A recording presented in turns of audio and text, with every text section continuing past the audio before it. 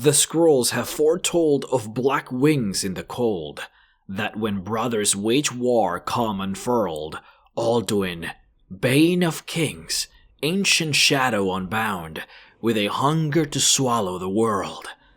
But a day shall arise when the dark dragon's lies will be silenced forever, and then fair Skyrim will be free from foul Alduin's maw. Dragonborn, the savior of men.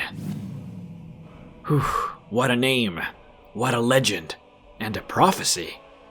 Esbern was everything that was promised to us and more, for he knew so much about Alduin and the stories behind him.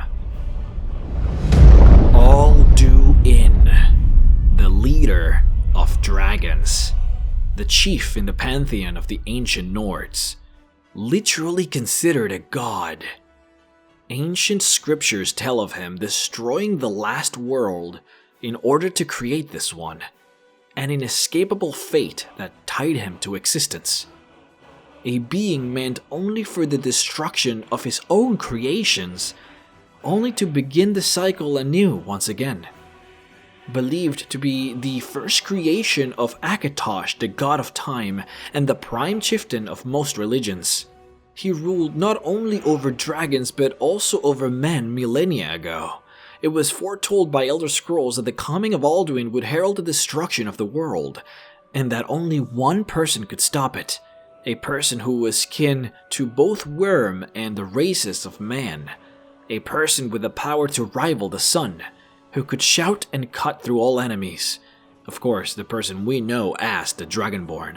Esbern, with his knowledge of legends, showed us into an ancient blade temple that has stood for thousands of years. A temple built by his order back when they were still slaying dragons in the old Skyrim. It had seemed that the old blades knew that Alduin was going to return at some point, so they recorded everything they knew about the creature and dragons in this temple. The Dragonborn had reached a dead end. Alduin was defeated once, back in the Dragon War when the humans rebelled against their dragons. The murals in the temple didn't describe how exactly it was done, only that the ancient tongues of the time had used a very special kind of shout in order to bring Alduin down. This was all that Dragonborn had to go along with, some kind of secret weapon that needed to be discovered. But what shout could destroy a dragon? Not even a normal one, but a godlike dragon. I mean, shouts are dragon words, aren't they? Why would they have a word in their own language that could be so devastating for them? Maybe they used to kill each other, and this is how they did it. Or maybe this is how Alduin keeps all the dragons in line, you know, with a word that can kill even such a mighty creature. I guess we'll find out. When questions of the voice came to the Dragonborn, he knew just the right order to ask. Of course, he would go straight to the Greybeards. However, by then, it had become quite clear to the Greybeards that the path the Dragonborn was walking was one of war and battle. His destiny was clear to him. He needed to fight. Not necessarily for the gods, not necessarily for even himself. He needed to, for that was his destiny. Moreover, the shout he was asking to learn was a shout of evil. This shout was created by humans, specifically to be used against dragons.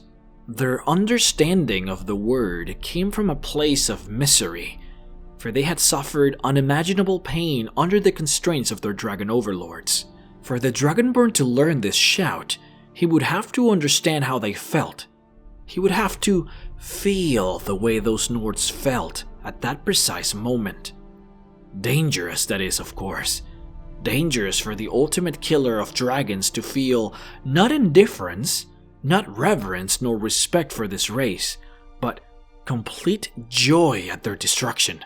That's how he would have to feel in order to obtain this shout. For in what other way could he even come close to understanding its meaning? This posed a tremendous problem for the Greybeards, for they walked a path of peace, and putting the Dragonborn on a hell-bent crusade against the dragons, it would just be against their creed. Furthermore, they didn't actually know the words in this shout, for it never needed to be used more than once. The progenitors of its creation used it against Alduin and then left the words to be forgotten for all eternity, for they knew not of Alduin's return. But knowing this word of power, will it be enough? Clearly the Dragonborn will have to sacrifice quite a bit, even to learn this shout. And will it even do anything? The ancient tongues used the words, and it didn't matter. Alduin is back, here, and now. So what was the point? Well, the Dragonborn does have something they didn't, doesn't he? The ability to absorb the soul of a dragon. But could he absorb the soul of a god? Now that would be tremendous power. There was only one entity who could help the Dragonborn learn this power. Paarthurnax. At the very top of the throat of the world rested the actual leader of the Greybeards, someone not mentioned up until now. But it had seemed that the Greybeards thought this to be the opportunity for them to finally meet, an individual they protected at all costs, wondering why the Dragonborn scaled the mountain to meet this mysterious Greybeard. The shocker was, the leader wasn't actually a Nord, or a human, or a humanoid for that matter. Paarthurnax was a dragon.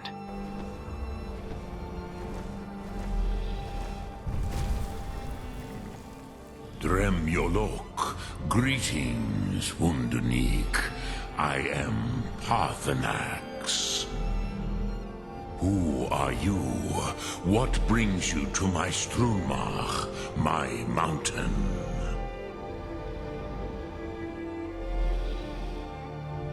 I am as my father Akatosh made me, as are you, Dovahkiin.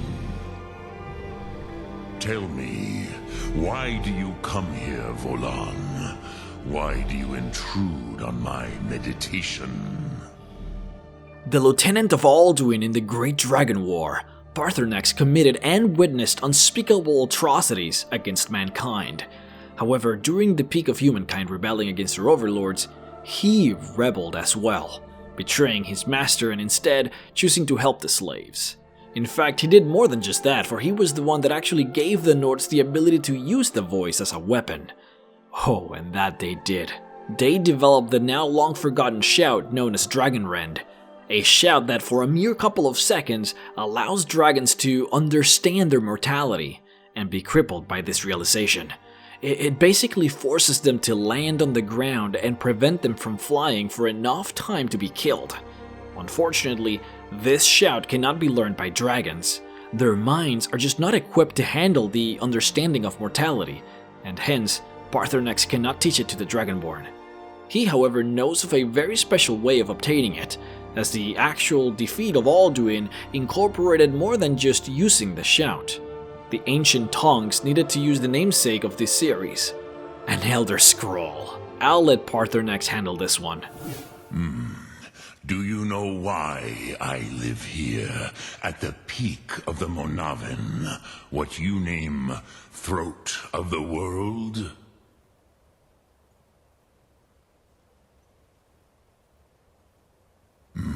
True, but few now remember that this was the very spot where Alduin was defeated by the ancient tongues. Varucht Unslad. Perhaps none but me now remember how he was defeated. Yes and no. Viknuzny Karon. Alduin was not truly defeated either. If he was, you would not be here today seeking to defeat him. The Nords of those days used the Dragon Rend shout to cripple Alduin, but this was not enough. Ok Mulag Unslad. It was the Kell, the Elder Scroll. They used it to cast him adrift on the currents of time.